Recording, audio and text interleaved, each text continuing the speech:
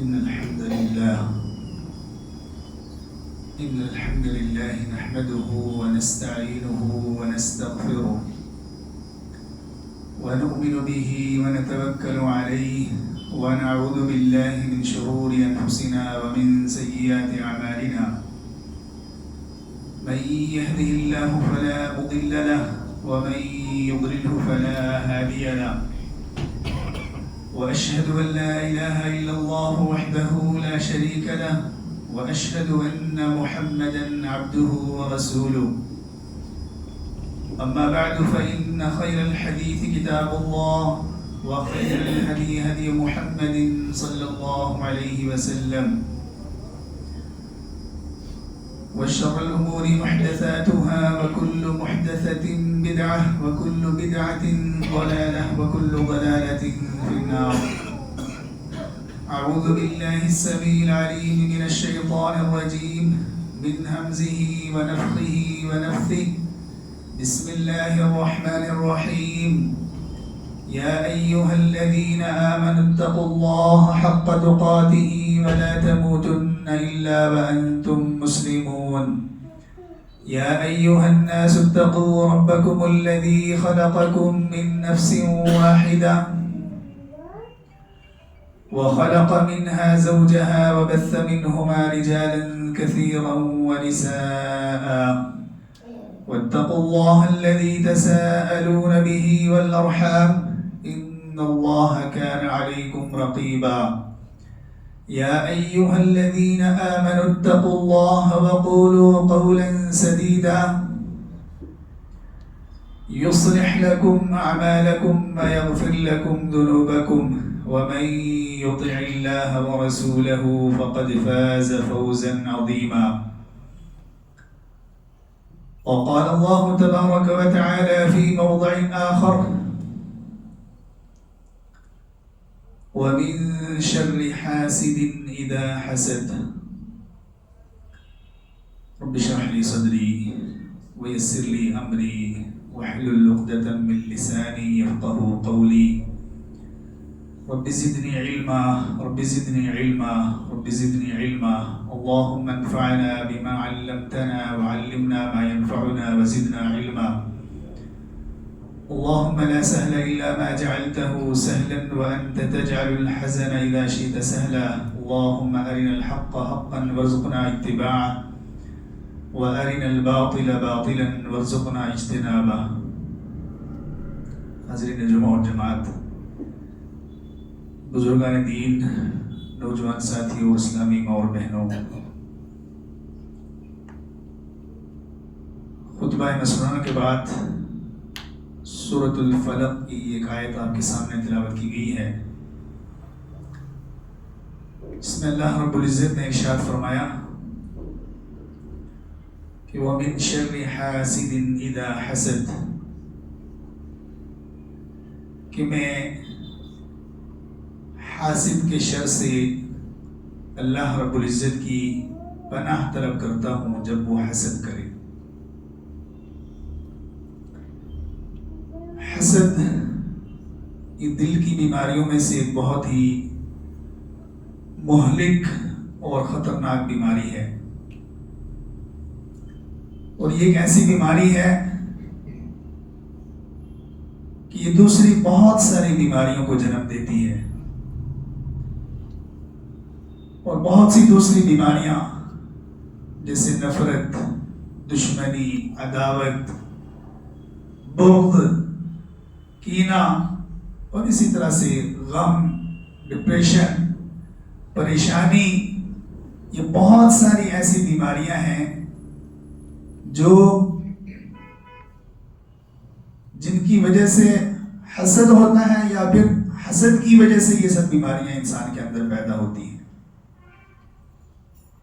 اور حسد کیا ہے؟ بار بار آپ سنتے ہیں حسد کے بارے میں کہ حسد دوسرے کی نعمتوں کو دیکھ کر جلنا، اور یہ آرزو اور تمنا کرنا کہ فلاں کے پاس جو چیز ہے وہ برباد ہو جائے، تباہ ہو جائے، اس کے پاس سے ضائع ہو جائے، ختم ہو جائے، یا دوسرے معنوں میں کہ فلاں کے پاس جو چیز ہے وہ کسی طرح سے میرے ہاتھ لگ جائے۔ اور یہ بندہ اس سے محروم ہو جائے. یہ ہے حسد. اور کتاب و سنت کے اندر حسد کی بہت مذمت بیان کی گئی ہے. حسد کرنے سے بچنے کی تلقین کی گئی ہے.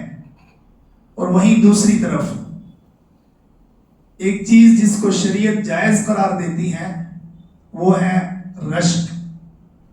یعنی حسد جو مذموم ہے، برا ہے، جس سے انسان کو بچنا چاہیے.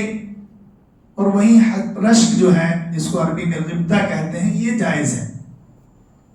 یعنی بجائے اس کے کہ آپ کسی دوسرے کی کسی نعمت کو دیکھ کر، کسی خوشی کو دیکھ کر، کسی آسانی کو دیکھ کر آپ یہ تمنا کریں کہ اس سے یہ خوشی ختم ہو جائے، اس سے یہ نعمت چھن جائے، آپ یہ تمنا کیجئے کہ اللہ رب العزت جو کچھ تو نے اسے عطا کیا ہے اس میں اس کو اور ترقی دے، اور اضافہ کر، اور بڑھوتری کر، اور مجھے بھی اللہ رب العزت تو اسی طرح کی نعمتوں سے نواز دے.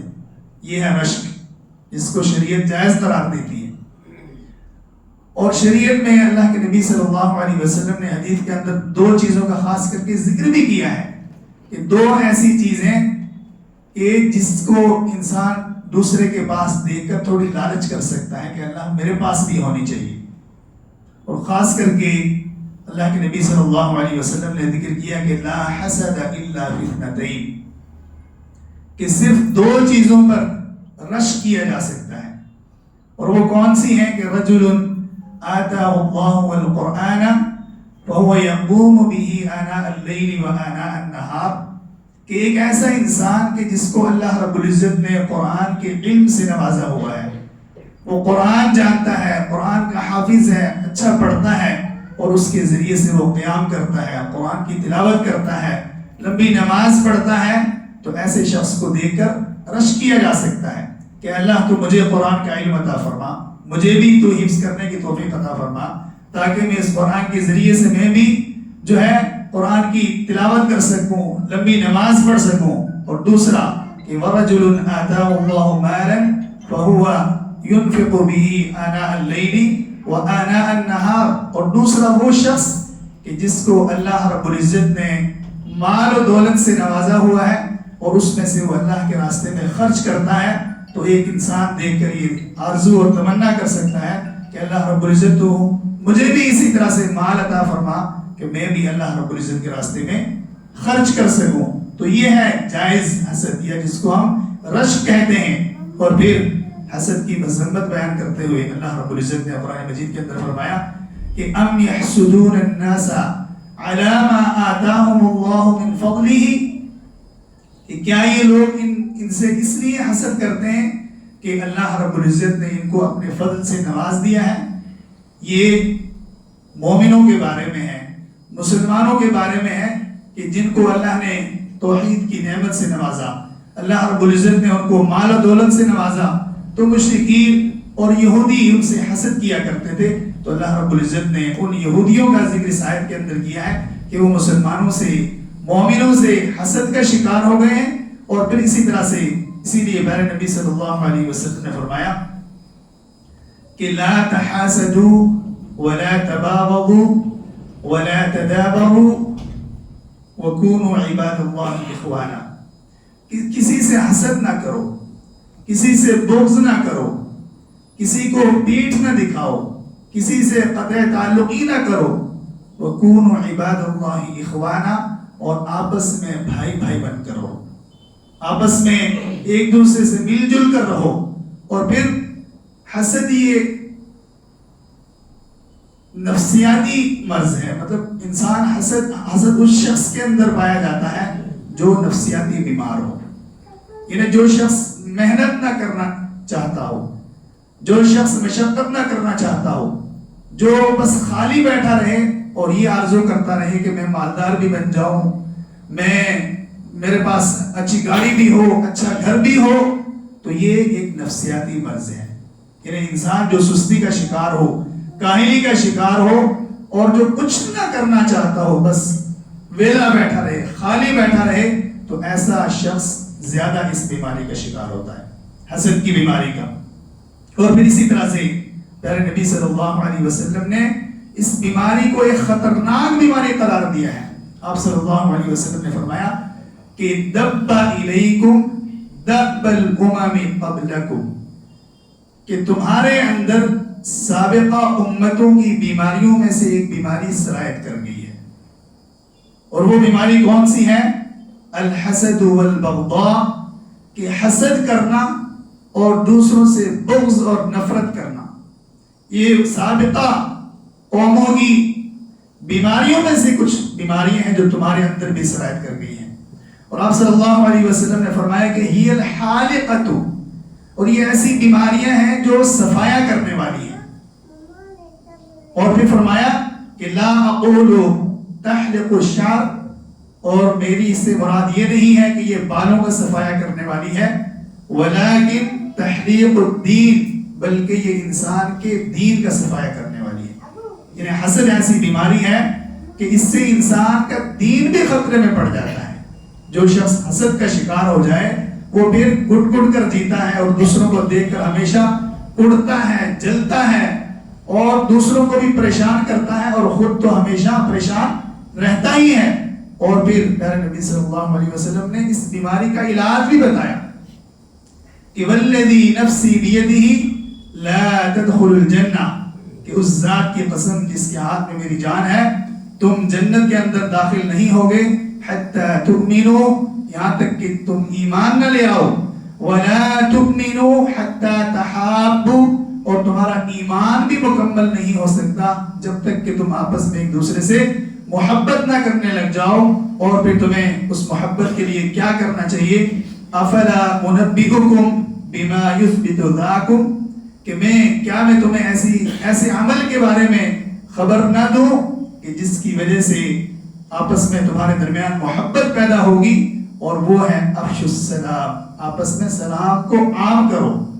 یعنی ایک حاسد شخص سب سے پہلی غلطی جو کرتا ہے وہ یہ کرتا ہے کہ وہ جو اس کے حسد کا شکار ہے، جو محسود ہے، اس سے وہ سلام بھی نہیں کرتا. یعنی سلام تعلقات کی سب سے پہلی بنیاد اور پہل ہے کہ سلام سے انسان کے تعلقات کی، رابطے کی، آپس میں گفتگو کی ابتدا ہوتی ہے. تو ایک حاسد اپنے محسود سے سلام تک نہیں کرتا. نبی صلی اللہ علیہ وسلم نے فرمایا کہ اس بیماری کو اگر ختم کرنا ہے تو سب سے پہلے آپس میں سلام دعا کرو، تعلقات بناؤ، آپس میں ایک دوسرے سے مل جل کر رہو. اور پھر حسد یہ اتنا خطرناک مرض ہے کہ اس کی وجہ سے انسان دوسرے کو قتل تک کر دیتا ہے. اور قرآن مجید کے اندر اللہ رب العزت نے آدم علیہ السلام کے 2 بیٹوں کا واقعہ بیان کیا ہے کہ وَاتْلُ عَلَيْهِمْ نَبَأَ ابْنَيْ آدَمَ بِالْحَقِّ إِذْ قَرَّبَا قُرْبَانًا فَتُقُبِّلَ مِنْ أَحَدِهِمَا وَلَمْ يُتَقَبَّلْ مِنَ الْآخَرِ. کہ نبی صلی اللہ علیہ وسلم آپ اپنی امت کے سامنے آدم کے 2 بیٹوں کا واقعہ بیان کیجئے کہ جب ان دونوں نے قربانی پیش کی، ایک کی قربانی قبول کر لی اللہ رب العزت نے اور دوسرے کی رد کر دی گئی. تو جس کی قربانی رد کر دی گئی اس نے اپنے ہی بھائی سے حسد کرتے ہوئے یہ کہا کہ لَأَقْتُلَنَّكَ، کہ میں تجھے ضرور بضرور قتل کر ڈالوں گا. یعنی حابیل نے اپنے بھائی حابیل سے یہ کہا کہ میں تجھے قتل کر دوں گا. تو حابیل نے کہا کہ انما یتقبل اللہ من المتقین، کہ قربانی ہم نے دونوں نے پیش کی، اللہ نے متقی کی قبول کر لی اور ایک کی اللہ نے رد کر دی، اس میں میرا کیا ہے. تو وہ بھائی حسد کا اس طرح سے شکار ہوا کہ اس نے یہ کہا کہ لئن بسطت الی یدک لتقتلنی ما انا بباسط یدی الیک لاقتلک، کہ اگر تو قتل کرنے کے لیے میری طرف ہاتھ بڑھائے گا تو میں تو قتل کرنے کے لیے تیری طرف ہاتھ نہیں بڑھاؤں گا. انی اخاف اللہ رب العالمین، مجھے اپنے رب سے ڈر لگتا ہے. پھر دوسرے بھائی نے کیا کیا؟ انی ارید ان تبوء باثمی واثمک فتکون من اصحاب النار. اور حابیل نے اپنے بھائی سے کہا میں تو یہ چاہتا ہوں کہ اپنا گناہ اور میرا گناہ تو اپنے ہی سر اٹھا لیں، فتکون من اصحاب النار، اور اہل جہنم میں سے ہو جا. فطوعت له نفسه قتل اخیہ واصبح من الخاسرین. تو اس بھائی کے حسد نے اس کو اس کے قتل پر ابھار دیا اور اس نے اس کو قتل کر دیا اور وہ خسارہ اٹھانے والوں میں سے ہو گیا. اور پھر اسی طرح سے اللہ رب العزت نے شریعت کے اندر جو ہے حسد کے چند اسباب بھی ذکر کیے گئے ہیں کہ انسان ایک دوسرے سے حسد کرتا کیوں ہے. حسد کی سب سے پہلی وجہ، سب سے پہلا سبب یہ ہے کہ بندہ جو اللہ رب العزت کی تقسیم ہے اس پر راضی اور خوش نہیں رہتا. یعنی جو کچھ کسی کو دینے والا ہے وہ صرف اور صرف اللہ رب العزت ہے. جو میرے پاس ہے کم ہے یا زیادہ اللہ کا دیا ہوا ہے، جو آپ کے پاس ہے کم ہے یا زیادہ ہے وہ اللہ کا دیا ہوا ہے. تو جب بندہ قناعت نہیں کرے گا، اللہ رب العزت کی رضا پر، عنایت پر خوش نہیں ہوگا، تو وہ پھر اسی طرح سے حسد کا شکار ہوگا. اللہ نے فرمایا کہ اللہ یبسط الرزق لمن یشاء من عبادہ ویقدر، کہ اللہ رب العزت جس کو چاہتا ہے کم دیتا ہے اور جس کو چاہتا ہے زیادہ دیتا ہے. تو جب ایک بندہ قناعت نہیں کرے گا، اللہ کی تقسیم پر، اللہ کی رضا پر خوش نہیں ہوگا، تو پھر وہ اسی طرح سے ہمیشہ حسد کی آگ کے اندر جلے گا اور ہمیشہ حسد کا شکار رہے گا. تو پہلا سبب یہ ہے کہ اللہ کی عنایت پر اور اللہ کی دین پر جب بندہ خوش نہ ہو تو پھر انسان حسد کرتا ہے. اور دوسرا ہے تکبر اور خود پسندی. یہ سمجھ لینا کہ ہر نعمت کا مستحق میں ہی ہوں، تمام صلاحیتیں صرف میرے ہی اندر ہیں. اگر علم ہے تو میرے پاس ہے، دولت ہے تو میرے پاس ہے، شہرت ملنی چاہیے تو صرف مجھے ہی ملنی چاہیے. تو جب بندے کے اندر تکبر آ جائے، وہ خود پسندی کا شکار ہو جائے، اپنے آپ کو ہی سب کچھ سمجھ لے، تو پھر انسان حسد کرتا ہے. تو تکبر اور خود پسندی دوسرا سبب. اور پھر اسی طرح سے حاسد کا محسود سے بغض رکھنا، یعنی خواہ بخواہ انسان دوسرے شخص سے بغض رکھنے لگ جائے، اس کے لیے اپنے دل کے اندر نفرت پال لے، اس کو اچھا نہ سمجھے، کچھ نہ کچھ کسی نہ کسی طرح سے اس سے نفرت کرنے لگ جائے. تو یہ بھی حسد کے اسباب میں سے ایک سبب ہے. اور پھر اسی طرح سے محسود کا بعض چیزوں کے اندر جو ہے تفوق رکھنا، کہ مثال کے طور پر کوئی ایسا شخص کہ جس کو اللہ نے ملٹیپل صلاحیتوں سے نوازا ہوا ہے، وہ ایک عالم بھی ہے، ایک تاجر بھی ہے، ایک مطلب بہت ساری صلاحیتیں اس کے اندر موجود ہیں. اور دوسرا ایک شخص جو کوشش کرنے کے باوجود کچھ نہیں حاصل کر پا رہا ہے. تو دوسرے کی بہت ساری صلاحیتوں کو دیکھ کر انسان پریشان ہو جاتا ہے کہ یہ سنگل ایک بندہ سب کچھ کیسے کر لے رہا ہے، اس کے ساتھ کتنی ساری صلاحیتیں کیسے پائی گئی ہیں اور اس کو ایسا کیسے حاصل ہو گیا. تو دوسرے کی بہت ساری صلاحیتوں کو، دوسرے کی بہت ساری کوالٹیز کو دیکھ کر انسان حسد کا شکار ہو جاتا ہے. اور پھر اسی طرح سے انسان کے اندر جب عہدے کی، منصب کی لالچ پیدا ہو جائے تو پھر بھی انسان کیا ہے، حسد کرتا ہے. اور ایک دوسرے سے مال و دولت کے اندر آگے بڑھنے کی جب انسان کے اندر ہرس پیدا ہو جائے تو پھر بھی انسان حسد کرتا ہے. پیارے نبی صلی اللہ علیہ وسلم نے اس بیماری سے ڈراتے ہوئے فرمایا کہ فَوَاللَّهِ مَا الْفَقْرُ أَخْشَى عَلَيْكُمْ، کہ اللہ رب العزت کی قسم مجھے تم پر فقر و فاقے کا ڈر نہیں ہے، مجھے تم پر فقر و فاقے کا ڈر نہیں ہے. وَلَكِنْ أَخْشَى أَن تَبْسُطَ عَلَيْكُمُ الدُّنْيَا كَمَا بَسَطَتْ عَلَيَّ مِن قَبْلِكُمْ، کہ مجھے اس بات کا خوف ہے کہ دنیا تم پر کھول دی جائے، انہیں دنیا دے دی جائے، مال و دولت سے تمہیں نواز دیا جائے، اور پھر تم اسی طرح سے آپس میں ایک دوسرے سے مقابلہ کرنے لگ جاؤ، ایک دوسرے سے آگے بڑھنے کی کوشش کرنے لگ جاؤ. وَتُهْلِكَكُمْ كَمَا أَهْلَكْتُمْ، اور یہ منافست، یہ آگے بڑھنا، یہ مال و دولت میں ایک دوسرے سے مقابلہ کرنا، یہ تمہیں اسی طرح سے ہلاک کر دے جس طرح سے پہلے لوگوں کو کیا ہے، ہلاک کر دیا گیا. اور پھر ایک اور حدیث کے اندر نبی صلی اللہ علیہ وسلم نے فرمایا کہ سَيُصِيبُ أُمَّتِي دَاءُ الْأُمَمِ، کہ میری امت کو پرانی امتوں کی ایک بیماری لاحق ہو گئی ہے. صحابہ نے پوچھا کہ قالو، کہ اللہ کے نبی صلی اللہ علیہ وسلم وہ کون سی بیماری ہے؟ تو آپ صلی اللہ علیہ وسلم نے فرمایا کہ وَمَا دَاءُ الْأُمَمِ الْأَشَرُّ وَالتَّكَاثُرُ وَالتَّنَافُسُ فِي الدُّنْيَا، کہ سابقہ امتوں کی بیماریوں میں سے جو بیماریاں ہیں وہ ناشکری ہے، سرکشی ہے، زیادہ سے زیادہ آگے بڑھنے کی حرص کرنا ہے، اسی طرح سے بغض ہے، حسد ہے، اور یہاں تک کہ انسان اپنے آپ کو ہلاک کر لے. انسان ہلاکت کا شکار ہو جائے. اور پھر اسی طرح سے حسد کے بہت سارے نقصانات بھی ہیں. حسد کے نقصانات ان میں سے یہ ہے کہ ایسے شخص سے اللہ رب العزت ناراض ہو جاتا ہے. جو حسد کا شکار رہتا ہے، قناعت نہیں کرتا، دوسرے کی نعمتوں کو دیکھ کر زائل ہونے کی تمنا کرتا ہے، تو اللہ رب العزت ایسے شخص کو ناپسند کرتا ہے. اللہ رب العزت ایسے شخص سے محبت نہیں کرتا. اور پھر اسی حاسد کے دل میں حسرت اور پریشانی ہمیشہ. حسد کا ایک نقصان یہ ہے کہ حاسد ہمیشہ پریشانی کا شکار رہے گا، اور یہ چیز اندر ہی اندر اس کو ہمیشہ کھاتی رہے گی، غمزدہ کر کے رکھے گی. پریشان بندہ ڈپریشن کا شکار ہو جاتا ہے، ہمیشہ پریشان رہتا ہے. نفرت اور کدورت اور جلن اس بندے کے دل کے اندر پیدا ہو جاتی ہے، اور حاسد لوگوں کو بری نظر سے دیکھتا ہے. یعنی اب ان کی نعمتوں کو ایک طرح سے نظر لگاتا ہے، بری نگاہ ڈالتا ہے. اور محسود بیچارہ کئی بار اس حاسد کی بد نظری کا شکار بھی ہو جاتا ہے. اس کے بار بار دیکھنے کی وجہ سے، بار بار اس سے اس کو پریشان کرنے کی وجہ سے وہ اس کی نظر کا شکار بھی ہو جاتا ہے. اور پھر اسی طرح سے اسی وجہ سے حاسد اور محسود کے درمیان ہمیشہ کے لیے کیا ہے؟ دشمنی، عداوت اور نفرت پیدا ہو جاتی ہے، لڑائی جھگڑے. اور پھر اسی طرح سے، اور یہ آپ نے قرآن مجید کے اندر پڑھا، یوسف علیہ السلام اور ان کے بھائیوں کے بارے میں اللہ نے بیان کیا ہے کہ یوسف وَأَخُوهُ أَحَبُّ إِلَيْنَا وَمِنَّا نَحْنُ عُصْبَةٌ، کہ یوسف کے بھائیوں نے یہ کہا کہ ہم تو زیادہ طاقتور ہیں، لیکن ہمارے والد یعقوب بھی یہ صرف یوسف اور اس کے بھائی سے ہی کیسے محبت کرنے لگ گئے ہیں؟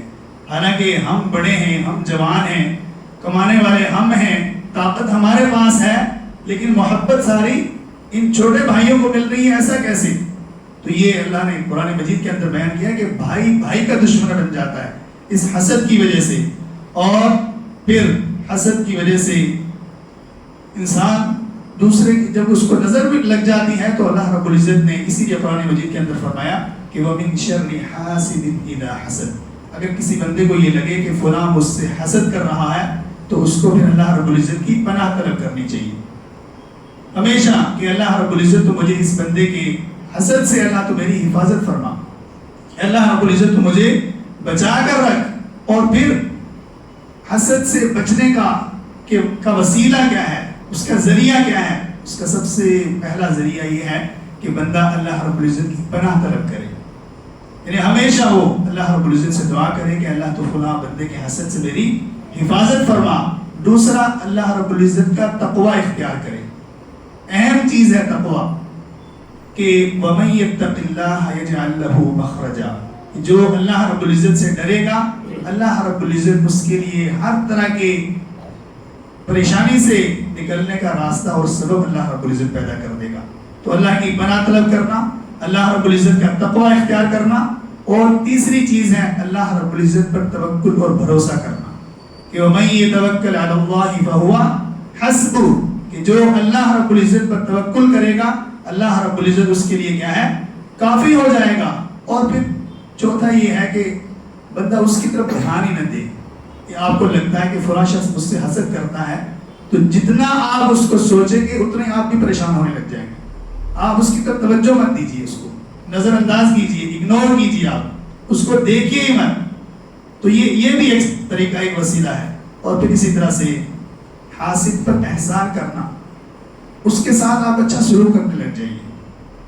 قرآن مجید نے اس کا بھی حل بتایا ہے کہ ادفع باللتی ہی احسن فاذا الذی بینک وبینہ عداوۃ کأنہ ولی حمیم، کہ جو شخص آپ کے ساتھ برا کرتا ہے، آپ اس کے ساتھ بہتر سے بہتر سلوک کیجیے، اچھے سے اچھا اس کے ساتھ پیش آئیے، آپ اچھے سے اچھا رویہ اس کے ساتھ اختیار کیجیے. جو آپ کے درمیان خطرناک عداوت اور دشمنی ہے، اللہ رب العزت اس کو محبت میں بدل دے گا. اور پھر اسی طرح سے آخری جو وسیلہ ہے حاسد کے حسد سے بچنے کا، وہ یہ ہے کہ انسان اپنی نعمتوں کو چھپائے. اگر آپ کو اللہ نے چیزوں سے نوازا ہے، تو ضروری نہیں ہے آپ اس کی تشہیر کرتے رہیں، آپ اس کا اعلان کرتے رہیں کہ میرے پاس یہ بھی ہے، میرے پاس یہ بھی ہے. نعمتوں کو چھپانا چاہیے. اور گمنام بن کے جینا چاہیے. یہ نہیں ہے کہ جو بھی انسان کچھ حاصل کرے فوراً اس کو جو ہے سوشل میڈیا کے ذریعے سے دوسروں تک پہنچا دیا جائے. اس کی ضرورت نہیں ہے. انسان جتنا گمنام اور جتنا مخفی رہ کر زندگی گزارے گا اتنا ہی انسان مسائل سے کیا ہے بچ کر رہے گا. اللہ رب العزت ہماری اس مہلک بیماری سے اللہ ہماری حفاظت فرمائے. جب تک ہم جئیں دین و ایمان پر جئیں کہ ہمارا خاتمہ ہو ایمان پر ہو. جاتے ہوئے آپ ضرور مسجد کا تعاون کرتے ہو جائیں. اور ایک بیمار کی شفا یابی کے لیے دعا کی درخواست ہے. ہمارے بھائی ہیں, ہمارے مصلی ہیں, ان کی کزن ہے, وہ برین ٹیومر کا شکار ہیں. ان کا آپریشن بھی ہوا ہے ابھی کل ہی, تو زیر علاج ہے. اللہ رب العزت سے ہم دعا کرتے ہیں کہ اللہ آپ کو جلد از جلد شفاء کاملہ عاجلہ عطا فرمائے. اقول قولی ھذا واستغفر اللہ لی ولکم ولسائر المسلمین من کل ذنب فاستغفروہ انہ هو الغفور